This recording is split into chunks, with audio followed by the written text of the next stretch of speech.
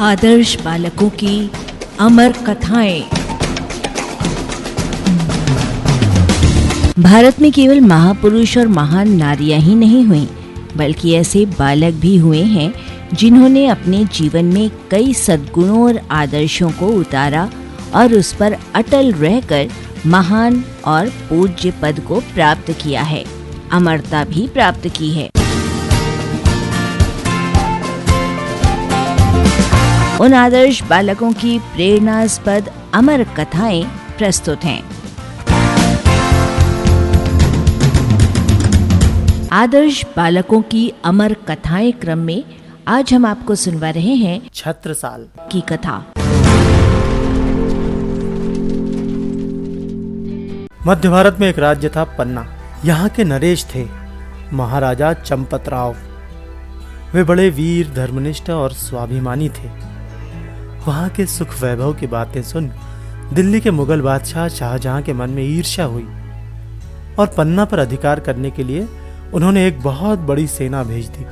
अपनी सीमित सेना द्वारा बंदूक, बारूद और तोप से लैस विशाल शाही सेना का मुकाबला करना चंपतराव को असंभव जान पड़ा। उन्होंने सोचा कि इससे उनके निर्दोष सैनिकों का अकारण रक्तपात तो होगा ही, पन्ना को बचाने में भी वे सफल न हो पाएंगे। सो उन्होंने सोचकर अपने वफादार सैनिकों पर अपना इरादा जाहिर करते हुए कहा कि वे इस समय इधर उधर दुबक जाएं और समय की प्रतीक्षा करें। खुद चंपतराव अपने कुछ विश्वस्त अनुचरों और महारानी को लेकर पन्ना के निकट ही मोर पहाड़ी के जंगल में जा छिपे। महारानी उस समय गर्भवती थी। समय आने पर जंगल में ही ज्येष्ठ शुक्ल तृतीया विक्रम संवत 1706 को एक पुत्र रत्न को जन्म दिया। उस समय शाहजहां की शाही सेना पन्ना के चारों ओर घेरा डाले हुए थी और उनके सिपाही उनकी तलाश कर रहे थे। विडंबना की बात थी कि प्रथम पुत्र रत्न की प्राप्ति पर भी महाराज इस भय से कोई उत्सव न मना सके कि कहीं शत्रुओं को उनके वहां छिपे होने की भनक न मिल जाए। बालक का नाम रखा गया छत्रसाल। एक बार तो शत्रु सेना के सिपाही उनके इतने निकट आ गए कि उन्हें अपने प्राण बचाने हेतु छिपने के लिए इधर उधर भागना पड़ा। इसी भागम भाग में शिशु छत्रसाल कहीं छूट गया, पर संयोग की बात कि शत्रु सैनिक उस शिशु के निकट से गुजर गए, पर किसी की निगाह उस पर न पड़ी। कहा भी गया है, जाको राखे साइयां मार सके ना कोई। महाराज चंपतराव ने तब गंभीरता से विचार किया कि अगर शत्रु के सैनिक उन तक पहुंच गए तो उनके साथ वे उस अबोध शिशु को भी न बख्शेंगे और इस तरह उनके वंश का एकमात्र दीप भी बुझ जाएगा। इसलिए उन्होंने महारानी को समझा बुझाकर उसके पिता के यहां भेज दिया। 4 सालों तक छत्रसाल का लालन पालन अपनी ननिहाल में ही होता रहा। इसके बाद परिस्थितियां कुछ सुधरी और मुगल सैनिकों की सरगर्मियां कुछ कम हुई तो महाराज चंपतराव महारानी व पुत्र को फिर अपने साथ ले आए। इसी समय दिल्ली में मुगल सम्राट शाहजहां की मृत्यु हो गई। मुगल सेना सैनिकों की 2-3 टुकड़ी पन्ना में तैनात कर दिल्ली वापस लौट गई। मौका सही जानकर महाराज चंपतराव ने अपने वफादार सैनिकों से संपर्क साधा। फिर उन्होंने पन्ना पर धावा बोल दिया। उनके वीर सैनिकों ने वीरता का अभूतपूर्व परिचय दिया। मुगल सेना भाग खड़ी हुई और पन्ना पर पुनः महाराज चंपतराव का अधिकार हो गया। अपने पिता की तरह छत्रसाल भी शैशवावस्था से ही धर्मनिष्ठ था। एक बार जब वो 5 वर्ष का था तब श्री राम के मंदिर में गया। वहां राम लक्ष्मण की मूर्तियों को अपने जैसा बालक समझकर उसने उनके साथ खेलने की जिद की। कहा जाता है कि भगवान सचमुच वहां प्रकट हुए और उसके साथ खेले, पर छत्रसाल के भाग्य में पितृसुख नहीं था। जब वो 7 वर्ष का था तभी महाराज चंपतराव का निधन हो गया। उनके दिवंगत होते ही उनके भाई यानी छत्रसाल के चाचा सुजान राव पन्ना के नरेश हुए। छत्रसाल पुनः अपनी मां के साथ अपनी ननिहाल चले गए। मुगल सैनिक चंपतराव के हाथों पराजित होकर दिल्ली नहीं भागे थे, बल्कि पन्ना की सीमा पर ही डेरा डालकर बैठे थे और मौका ताड़ रहे थे। अपनी पराजय का बदला लेने के लिए उन्होंने दिल्ली दरबार से और सेना भेजे जाने की गुजारिश भी की थी। 13 वर्ष की अवस्था तक छत्रसाल अपनी ननिहाल रहा। फिर चाचा सुजान राव ने उसे पन्ना बुलवा लिया और उसकी सैन्य शिक्षा का प्रबंध किया।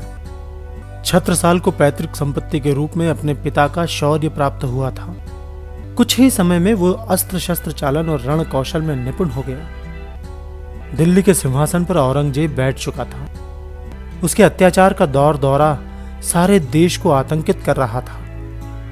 छत्रसाल की अवस्था उस समय 13-14 वर्ष की रही होगी। इन्हीं दिनों पन्ना के निकट विंध्यवासिनी देवी के प्रसिद्ध मेले का उत्सव आया। इस मेले के उत्सव में सम्मिलित होने के लिए दूर दूर से लोग आते थे और भगवती के दर्शन कर मेले के आनंदोत्सव में शामिल हो जाते थे। इसी उल्लास को निरखने और सुरक्षा की दृष्टि से स्वयं पन्ना नरेश वहां जाते और जब तक मेला रहता तब तक वे भी अपना शिविर वहीं लगा कर रहते। उस दिन युवराज छत्रसाल देवी की पूजा के लिए फूल चुनने डलिया लेकर वाटिका में पहुंचा। उसके साथ उसी की अवस्था के उसके साथी राजपूत बालक भी थे। फूल चुनते चुनते वे कुछ दूर निकल गए। तभी वहां कुछ घुड़सवार मुगल सैनिक आ गए। घोड़े से उतरकर उनके सरदार ने छत्रसाल से पूछा, विंध्यवासिनी का मंदिर किधर है? क्यों, क्या आप भी देवी की पूजा करना चाहते हैं? किंचित आश्चर्य से छत्रसाल ने पूछा। देवी की ऐसी की तैसी, सरदार मुंह बनाकर बोला, हम तो मंदिर तोड़ने आए हैं। छत्रसाल ने फूलों की डलिया दूसरे बालक को पकड़ाई और हुंकार कर बोला, मुंह संभाल कर बात कर। अब अगर ऐसी बात तेरी जुबान से निकली तो तेरी जुबान खींच लूंगा। क्या पिद्दी और क्या पिद्दी का शोरबा। मुगल सरदार हंसकर बोला, तेरा तो कद ही मेरी तलवार जितना है बे, तू मेरा क्या कर लेगा? तेरी देवी भी। लेकिन उसका वाक्य पूरा न हो सका। बिजली की फुर्ती से छत्रसाल ने अपनी तलवार निकालकर उसके सीने में घुसेड़ दी थी, जो उसके पीठ की ओर निकल गई। बात की बात में पुष्प वाटिका में युद्ध छिड़ गया। अकेला छत्रसाल 6 मुगल सैनिकों का मुकाबला करने लगा। ये देख उसके साथी अपनी अपनी तलवार लेने शिविर की ओर भागे। शिविर में इस बात का पता चलते ही राजपूतों ने आनन फानन में कवच पहने और तलवार संभाली। पर शिविर से बाहर आते ही उन्होंने देखा कि युवराज छत्रसाल एक हाथ में रक्त रंजित तलवार और दूसरे हाथ में फूलों की डलियां लिए मुस्कुराते हुए चले आ रहे हैं। उनके वस्त्र भी रक्त के धब्बों से सराबोर हैं। अकेले छत्रसाल ने 6 मुगल सैनिकों को मार गिराया था। महाराज सुजान राव ने छत्रसाल को अपने हृदय से लगा लिया। भगवती विंध्यवासिनी अपने सच्चे भक्त द्वारा आज इस शौर्य पुष्प का अर्पण पाकर प्रसन्न हो उठी। आगे चलकर छत्रसाल ने अपने पिता के संकल्प को पूरा किया और पन्ना को मुगलों के आतंक से पूर्ण रूप से मुक्त कर दिया। पन्ना छत्रसाल को पाकर धन्य हो उठा। आज भी छत्रसाल की वीरता के गीत बुंदेलखंड में लोकगीतों के रूप में घर घर गाए जाते हैं। आदर्श बालकों की अमर कथाएं। प्रस्तुति लिब्रा वेलफेयर सोसाइटी।